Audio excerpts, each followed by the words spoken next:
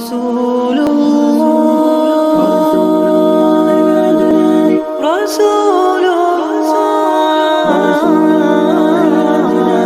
رسول الله رسول الله ورحمة الله وبركاته. الحمد لله والصلاة والسلام على رسول الله أما بعد. அன்பிற்கும் மதிப்புக்கும் உரிய அல்லாஹ்வின் நல்லடியார்களே, இஸ்லாமிய சகோதர சகோதரிகளே, ஆக்கூர் இஸ்லாமிய தமிழ் சங்கம் வழங்கும் நாளாந்த தொடர் பயான் நிகழ்ச்சியின் 3வது நிகழ்ச்சியிலே உங்கள் அனைவரையும் சந்திப்பதில் பெரும் மகிழ்ச்சி அடைகின்றேன். நமது இந்த தொடர் நிகழ்ச்சியினுடைய தலைப்பாக நபி ஸல்லல்லாஹு அலைஹி வஸல்லம் அவர்களின் நாளாந்த நிகழ்ச்சி நிரல் என்ற தலைப்பை நாம் தெரிவு செய்திருக்கிறோம். அந்த நிகழ்ச்சியின் 3வது அமர்விலே நாம் இன்று அமர்ந்திருக்கின்றோம். அன்புக்குரிய இஸ்லாமிய சகோதர சகோதரிகளே, சென்ற அமர்விலே இறுதியாக நாம் நபி ஸல்லல்லாஹு அலைஹி வஸல்லம் அவர்களின் அதிகாலை பொழுது எப்படி காணப்பட்டது என்பதை நாம் பார்த்தோம். ஃபஜ்ருடைய அதானில இருந்து ஆரம்பித்து அதற்கு பின்னால் ஃபஜ்ருடைய தொழுகையை முடித்துவிட்டு நபி ஸல்லல்லாஹு அலைஹி வஸல்லம் அவர்கள் தொழுகைக்கு பின்னால் ஓத வேண்டிய திக்ருகளை செய்கிறார்கள் என்பதை நாம் பார்த்தோம். அன்பார்ந்தவர்களே, பாருங்கள், ரசூல் ஸல்லல்லாஹு அலைஹி வஸல்லம் அவர்கள் தொழுகையை முடித்த உடனே முதலாவதாக செய்யக்கூடிய வேலை என்ன? இஸ்திக்ஃபார், பாவமன்னிப்பு தேடுகிறார்கள். தவறு செய்து விட்டதன் பின்னால் தான் நாம் பாவமன்னிப்பு தேட வேண்டும், இஸ்திக்ஃபார் செய்ய வேண்டும் என்று நினைத்துக் கொண்டிருக்கக்கூடிய இந்த வேளையிலே நபி ஸல்லல்லாஹு அலைஹி வஸல்லம் அவர்கள் நமக்கு எதனை கற்றுத்தருகிறார்கள்? ஒரு நல்லமல் செய்ததன் பின்னாலும் நாம் இஸ்திக்ஃபார் செய்ய வேண்டும். ஏன்? நாம் எவ்வளவுதான் நன்மைகள் செய்தாலும் அதனை அல்லாஹுவை முழுமையாக திருப்திப்படுத்தக்கூடிய அளவு நம்மால் செய்ய முடியாது என்பது ஒரு காரணம்.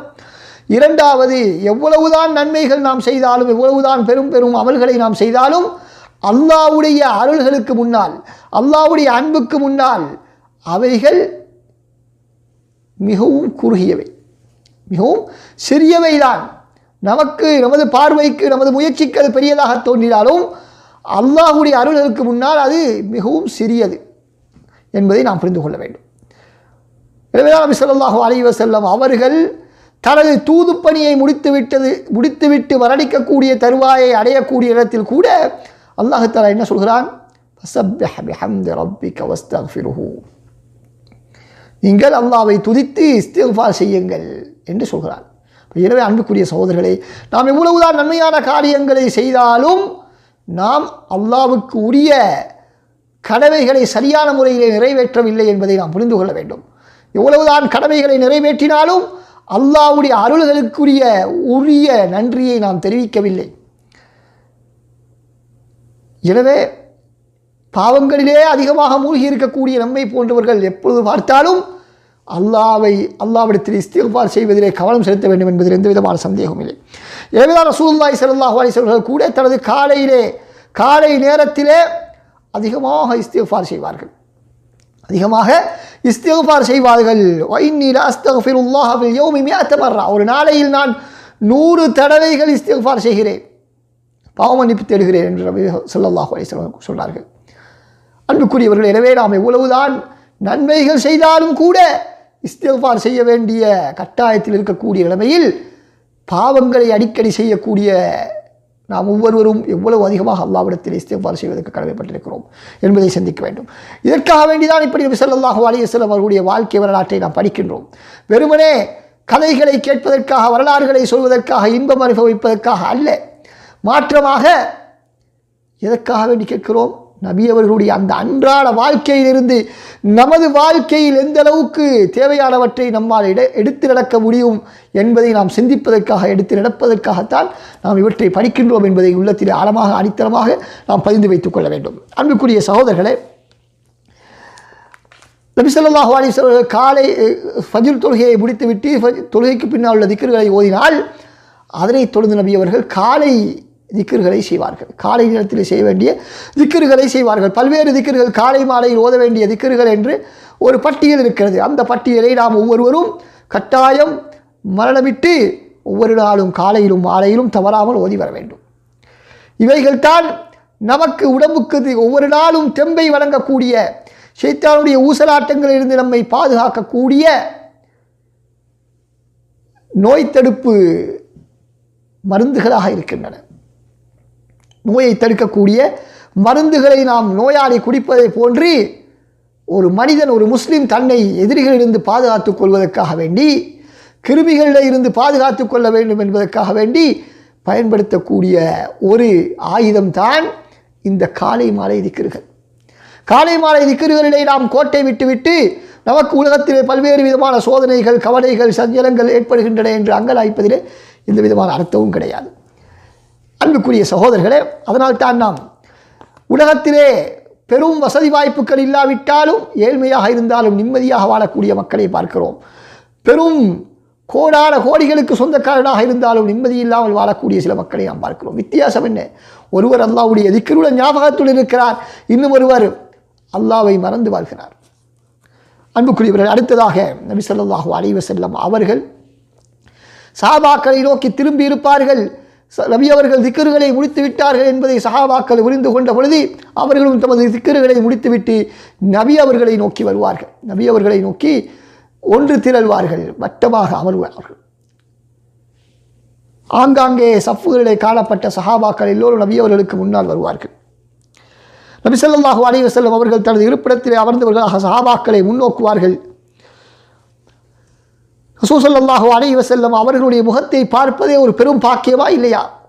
அவ்வளவு அழகான, சந்திரனை விட பிரகாசமான அந்த முகத்தை சஹாபாக்கள் பார்த்து கொண்டிருப்பார்கள்.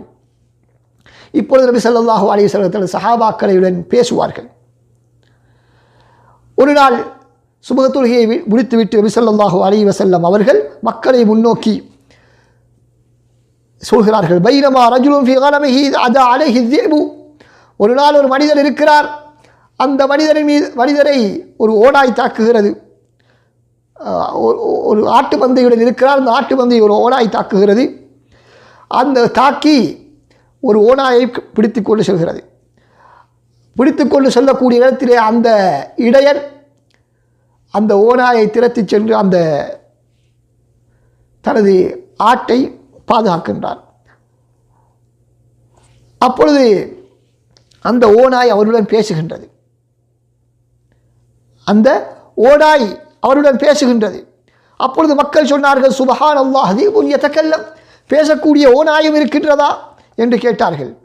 அப்பொழுது ரசூலுல்லாஹி ஸல்லல்லாஹு அலைஹி வஸல்லம் சொன்னார்கள், ஃபஇன்னி ஊமினு பிஹாதா அன வ அபூ பக்ர் வ உமர். அந்த ஓநாய் பேசியது என்பதை நானும் அபூபக்கரும் உமரும் நம்புகின்றோம் என்பதாக சொன்னார்கள். ஆனால் அவருடன் அந்த சபையிலே அபூபக்கர் உமர் ரலியல்லாஹு அன்ஹுவும் இருக்கவில்லை. அப்படி இருந்தாலும் அவர்கள் இருவரும் மீதுள்ள நம்பிக்கையின் காரணமாக நபி அவர்கள் தன்னுடன் அவர்களையும் இணைத்து சொல்கிறார்கள். சில வேளை சஹாபாக்களை பார்த்து ரசூலுல்லாஹி ஸல்லல்லாஹு அலைஹி வஸல்லம் அவர்கள் சஹாபாக்கள் தன்னை சூழ வந்தவுடன் கேட்பார்கள், உங்களில் யாராவது இன்று கனவுகள் கண்டார்களா? அப்படி கண்டிருந்தால் அதனை சொல்லலாமே, நான் அதற்கு விளக்கம் சொல்லுவேன் என்பதாக சொல்லுவார்கள். சஹாபாக்களும் தாம் கண்ட கனவுகளை சொல்வார்கள், நபி அவர்கள் அதற்கு விளக்கம் சொல்வார்கள். அப்படி அவர்கள் எந்த கனவையும் சொல்லவில்லை என்று சொன்னால் நபி அவர்கள் தான் கண்ட கனவை சொல்லி அவர்களுக்கு அதற்கான விளக்கத்தை சொல்லுவார்கள். ரசூல் ஸல்லல்லாஹு அலைஹி வஸல்லம் அவர்கள் இந்த சுபஹ் தொழுகைக்கு பின்னால் சஹாபாக்களுக்கு சில வேளை உபதேசம் செய்யக்கூடியவர்களாக இருந்தார்கள், அறிவுரைகளை சொல்வார்கள். ஆனால் அதனை ரசூல் ஸல்லல்லாஹு அலைஹி வஸல்லம் அவர்கள் வளமையாக சஹாபாக்களுக்கு அழுத்து போகும் அளவுக்கு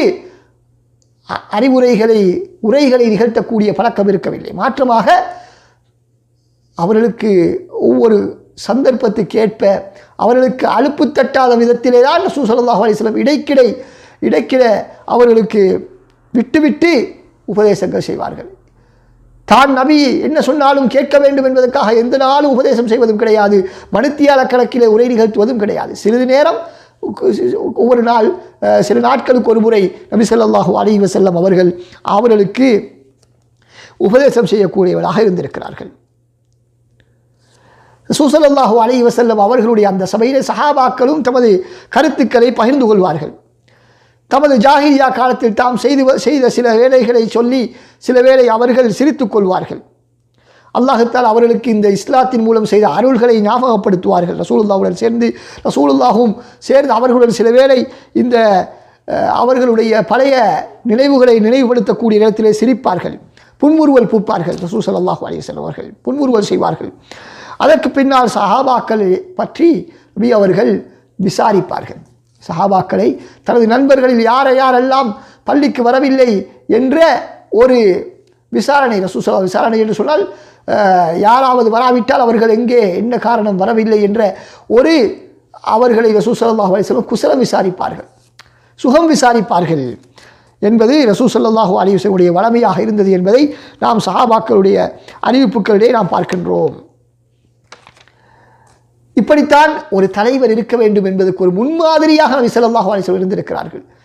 தான் ஒரு நபி, முன்பின் பாவங்கள் மன்னிக்கப்பட்ட நபி, அனைத்து நபிமார்களுக்கும் உலகத்தால் அனைவருக்கும் நான் சொந்தக்கார தலைவராக இருக்கின்றேன், அல்லாஹ்விடத்தில் எனக்கு மிகப்பெரிய மதிப்பு இருக்கிறது, எனவே எனது சஹாபாக்களை பற்றி நான் கேட்க வேண்டிய அவசியம் இல்லை, அவர்களை பொருட்படுத்த வேண்டிய அவசியம் இல்லை என்று நபி அவர்கள் நடந்து கொள்ளவில்லை. மாற்றமாக எப்படியான ஒரு சாதாரண ஒரு சஹாபியாக இருந்தாலும் கூட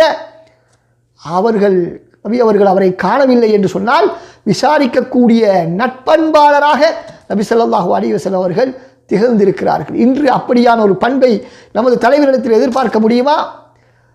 தலைவராகுவதற்கு முன்னால் தன்னுடன் மிக நெருங்கி பழகியவர்கள் கூட தலைமை பதவியை எடுத்ததன் பின்னால் அவரிடம் சென்றால் அவர்கள் தெரியாதவர் போல அவர்கள் நடந்து கொள்ளக்கூடிய ஒரு நிலைமையைத்தான் நாம் பார்த்து கொண்டிருக்கிறோம். ஆனால் நபி ஸல்லல்லாஹு அலைஹி வஸல்லம் அவர்கள் அப்படி இருக்கவில்லை.